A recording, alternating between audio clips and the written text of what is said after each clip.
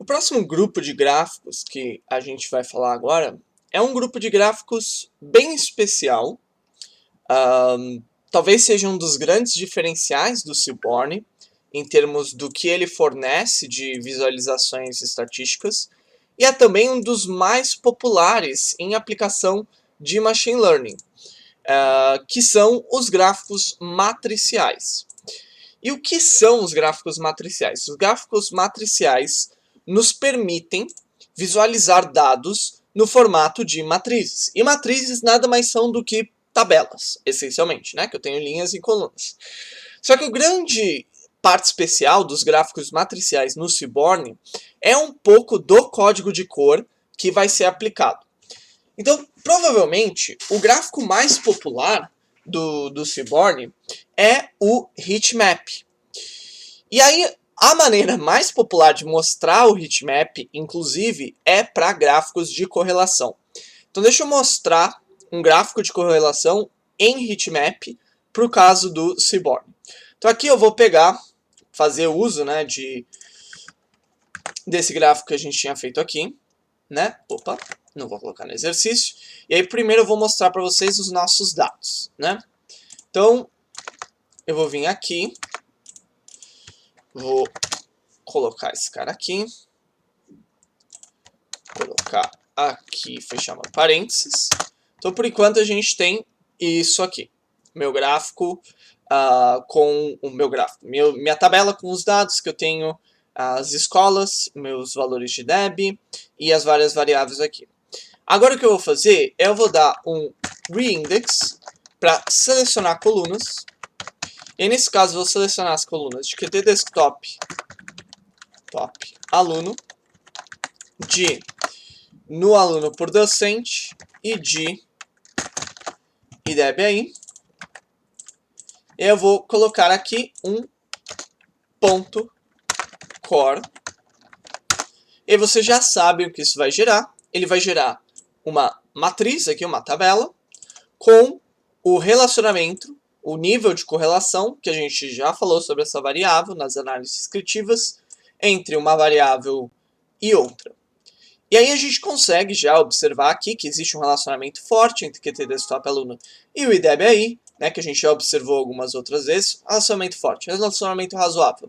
Tem um relacionamento fraco com no aluno de docentes, que parece ser o inverso da nossa expectativa, mas a gente já sabe que isso também varia radicalmente de acordo com o tipo da escola, região e tudo mais. Então, tem aqui minha matriz de correlações. A visão do heatmap, e o heatmap significa mapa de calor, é justamente enxergar esses dados. Vou colocar aqui sns.heatmap como um mapa de calor, ou seja, enxergar cada um desses valores aqui com uma cor diferente. Se eu colocar aqui agora SNS heatmap e os meus dados, o que a gente vai ver? Vai ver um mapa de calor, onde, nesse caso, veja que ele colocou uma escala. Essa escala está indo daquele menor valor possível, que provavelmente está próximo de menos 0.1 ou menos 0.05, eu acho que era mais ou menos o valor desse relacionamento, até o valor máximo, que nesse caso ele colocou o valor máximo como sendo valor 1. Por quê? Porque no meu diâmetro, na minha diagonal, desculpa, ele mediu o valor 1. E aí ele colocou aqui as minhas escalas de cores que eu gostaria de ver. Né? Então você veja que eu consigo visualizar maior relacionamento. Tá aqui o menor relacionamento. Tá aqui na minha diagonal, a gente meio que ignora no final das contas. Bom, o heatmap, o que vocês vão ver na maioria das vezes que vocês forem aplicar esse gráfico, é parametrização ou mudanças em termos de como você observa esses dados. Então uma das primeiras mudanças que a gente costuma colocar é, por exemplo, colocar CMAP igual a cool/warm. Que a gente já viu esse mapa de calor, que é mudar dele ser de uma cor azul para uma cor vermelha. Né? Então aqui ele mudou o meu gráfico, né? Então eu consigo ver a intensidade dos relacionamentos desse mapa de calor. A outra coisa que a gente costuma mudar nesse gráfico é, por exemplo, colocar o que a gente chama de line widths, E aqui eu vou colocar um valor de 0,5, que é adicionar uma pequena divisória entre cada um desses gráficos. Isso é um pouco um aspecto mais visual do que prático. Outra coisa que a gente costuma fazer, muito importante, colocar aqui anote igual a true. E agora eu consigo ver anotações em cima dos meus dados. Então, mais do que simplesmente visualizar pelo mapa de cores, eu também consigo visualizar isso pelos valores específicos associados a cada variável. Como sempre, esses valores eu posso, acho que todos os gráficos que a gente viu até agora, que tinha algum tipo de valor, eu consigo formatar. Então eu consigo colocar aqui o meu formatador, colocar um .2f, e agora ele mudou para todo mundo ser mostrado com dois valores decimais, né?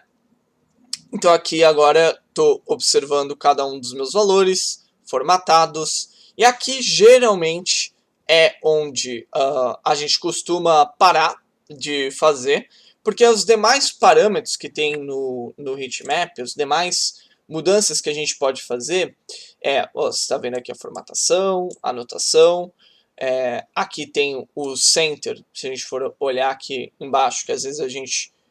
O center não, mas o square a gente às vezes pode utilizar, que ele deixa o aspecto do gráfico igual para todas as células.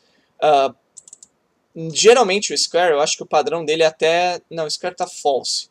Eu acho que a gente não vai conseguir observar nenhuma mudança se eu colocar o square aqui. Não, deu para observar. Mas você vê que antes ele estava com retângulos. Agora com o square igual a true, ele passou a ser realmente quadrados. Então eu vou deixar aqui o square igual a false, porque eu acho que fica melhor com retângulos. Tem um outro parâmetro que é o cbar, e aí colocar o cbar false, que ele justamente tira a legenda, né? Então ele só deixa a marcação. Mas geralmente a gente quer manter a legenda, então vou colocar aqui o cbar igual a true. E tem uma outra coisa que é o cbar keyWs, que é o cbar keyW arguments, orientation. E aí eu posso mudar aqui, por exemplo, para horizontal. E aí o meu cbar ele vai aparecer aqui embaixo. Mas por que eu tenho as minhas legendas aqui embaixo? Isso aqui pode ser problemático. Então, geralmente a gente deixa a orientação vertical, né, para manter, que é o padrão dele aqui. Então esses são os principais parâmetros. Tem um último que é razoavelmente importante, que é você conseguir alterar essa escala da legenda. Isso aqui a gente faz via o vmin -1, e aí você vê que agora ele aplicou que o valor mínimo é o valor de -1. E o valor máximo é o valor de 1, que já é o que a gente está aqui. E veja que ele mudou radicalmente como eu visualizo meus dados. Porque antes, o valor 0.33, ele era um valor azul, indicando um valor baixo. Agora o valor de 0.33 é um valor vermelho, indicando um valor alto. E o valor de menos 0.05, ele está bem próximo do branco, indicando uma correlação nula.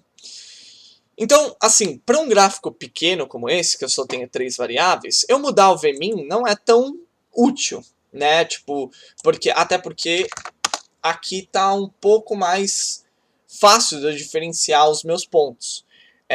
Que é um pouco o propósito do heatmap, o padrão dele é tentar diferenciar ao máximo os pontos. Mas se eu quisesse algo que fosse mais lógico do ponto de vista de aplicação de valores, aí faz sentido eu colocar o vmin, v máximo, porque o vmin -1 é realmente o que seria o valor mínimo aqui. Mas aqui tem o heatmap, gráfico muito, muito útil para quando você quer plotar matrizes. Por sinal, tem uma outra maneira de você visualizar o heatmap, que é na maneira diagonal.